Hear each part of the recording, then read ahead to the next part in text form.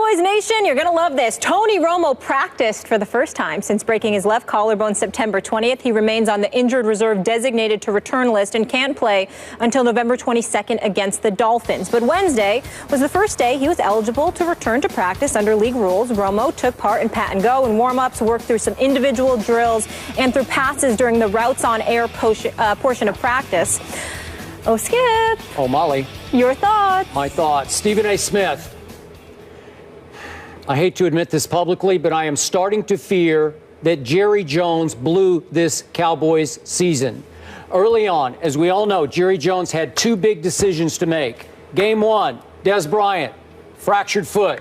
What are you going to do with Dez? It's called the Jones fracture, not Jerry Jones, but it's the same one that Kevin Durant has gone through and needed two more procedures to finally get it right. It's a dicey surgery with iffy results.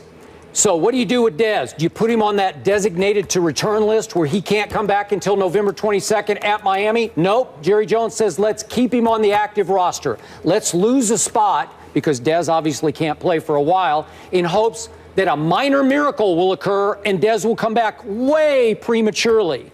And he has. So far, so good. I'm not sure it's going to last. Now, week two, Tony Romo. Broken left collarbone. Again, second time, 2010, first time. What are we going to do with Tony Romo? Oh, he doesn't really need surgery, so they're just going to let it heal. It's not that bad. It's actually best case scenario. It's not too bad. It's just a slight crack. So what are we going to do, Jerry? Let's put him on the designated to return list, which means he is ineligible to play all the way until November 22nd at the Dolphins. What? So I'm thinking that Jerry overplayed his hand here. I'm thinking that Jerry decided, I really like Brandon Weeden because he talked about how beautifully he can throw the football, and he did go get Matt Castle as a little insurance. And I think Jerry thought this football team is so good, or would be so good, that maybe they could beat Atlanta. Maybe they could go win at New Orleans. Who knows? Maybe when the Giants come to Jerry World, the other way around, go to the Giants, Jerry's thinking, maybe we can go steal that game. Then maybe we could beat the Eagles at home, go win at Tampa. And obviously, Jerry's thinking, I'm guessing, that by the time Romo does return November 22nd, they'd still be in first place. Has not happened. 5 straight losses have happened. We saw just stay off the Weeden, and then we saw from the castle back to the outhouse instead of other way around. And I'm thinking that Jerry looked at an offensive line that is absolutely loaded. I just read a piece on ESPN.com. It was a Pro Football Focus ranking the best blockers in pro football, and 3 of the top 8 are Dallas Cowboys. 3 of the best blockers. Center, Travis Frederick. Then you go to the left guard, Lyle Collins, the rookie, and Ty Smith. They're saying that 3 at their positions, they're the 3 best. So I think Jerry's looking at that saying, we don't really need Tony Romo. We're going to be okay. Let's make sure, let's save us from ourselves. We don't want to rush Tony back, but they do want to rush Dez back? I don't get it. I'm looking at Tony throwing. Obviously, I'm desperate because I've lost 5 straight games. And I'm looking at Romo as please save us, Tony. And he can't. He can go out and throw. He was eligible to practice, but he can't play a lick for 3 more games until the 3rd game from now. And by then, as we all know, could they lose to the Eagles? Well, you guys think that they will. And then could they go lose to Jameis and company down in Tampa? Sure, they could. So then what would happen? They'd be done, right? They would be done. There'd be no hope for them. So I think Jerry made a mistake. If you want to put Dez on that list, I'm fine with that. Do not put Tony on that list because he looks just fine to me. Your thoughts? Breathe. Well, that's what Cap's doing, Kaepernick. Need a chance to breathe, right? Yeah. Skip Bayless? I can't hear you. Are you saying, Skip Bayless, that you believe that Jerry Jones was being excessive in his protection, in his protecting Tony Romo? I just said that. Yes, I did. Are you saying that that surprises you? It disappoints me. It infuriates me. Oh, it disappoints you. Mm-hmm. So let's see. So when he ran DeMarco Murray into the ground by giving him 392 carries, along with 449 overall touches last year, that to protect Tony Romo. You didn't think about it then.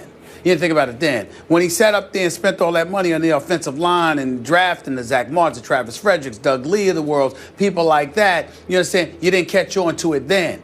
But suddenly, you know what I'm saying? When he threw DeMarco Murray after he used him up and then threw him out like he was a piece of trash, okay? And now that he protected Tony Romo by putting him on the list and not making him eligible to play until November 22nd, suddenly you're surprised by this?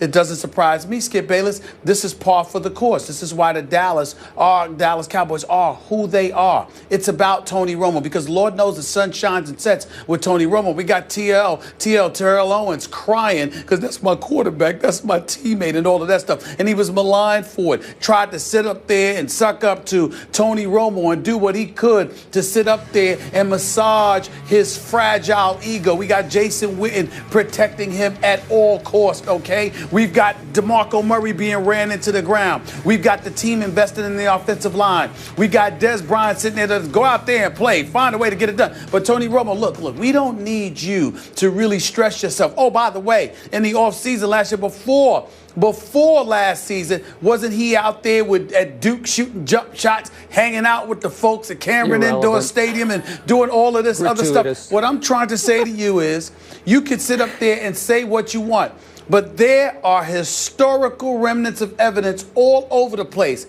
how it's about Tony Romo and then everybody else when it comes to the Dallas Cowboys, because he is massaged, he's soft soaked, okay, he's coddled, he's all of this other stuff. I'm surprised that Jerry Jones hasn't arranged for him to have daily manicures and pedicures for crying out loud. This is Tony Romo that we're talking about. This is nothing new. This is no surprise. He's Tony Romo. The sun shines and sets with them. That's the other son that Jerry Jones never had, okay? This is who he is. He's not a player for Jerry Jones. He's family. He's somebody that Jerry Jones loves so much. I promise you, on off days, Tony Romo's probably chilling at Jerry Jones' house, just chilling out, having a ball, because this is what happens. There's Tony Romo, and then there's the Dallas Cowboys. Tony Romo just happens to be a very nice guy, so we don't hear about it that much. But definitely, this dude is soft-soaked big time. So I don't know why you're acting surprised. You know this. You're just acting like you don't. I'm telling you, my logic eludes you as usual here. You're completely missing my point. Maybe because you're devoid of logic. Do you remember what happened in the offseason when on Jerry's private plane, Tony Romo turned to him and said, "Jerry, we're not getting any younger here"?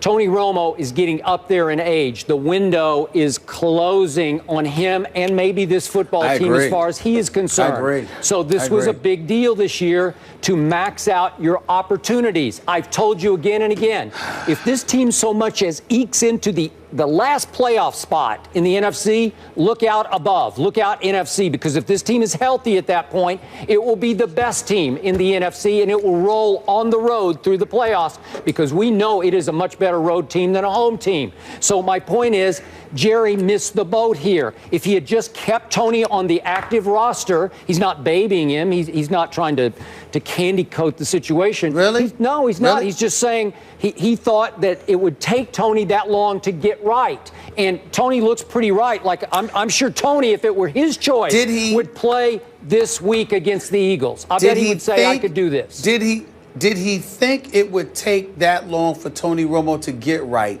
Or did he adopt the mentality, look, let's make sure under all possible circumstances that Tony Romo is completely taken care of. We don't want anything to happen to Tony Romo. Des Bryant, just go out there, figure it out. DeMarco Murray, just go to another team. But you, Tony Romo, please, we have to make sure he's okay. No, he just thought that Brandon Weeden could win 3 games. That's what he thought. Okay. And guess what? Ain't happening. And it might hurt him. He was the only one. He was the only one. Philly favored by 2.5 in that one. Up next, we move on to another team who is killing it. After the break, Cardinals star receiver Larry Fitzgerald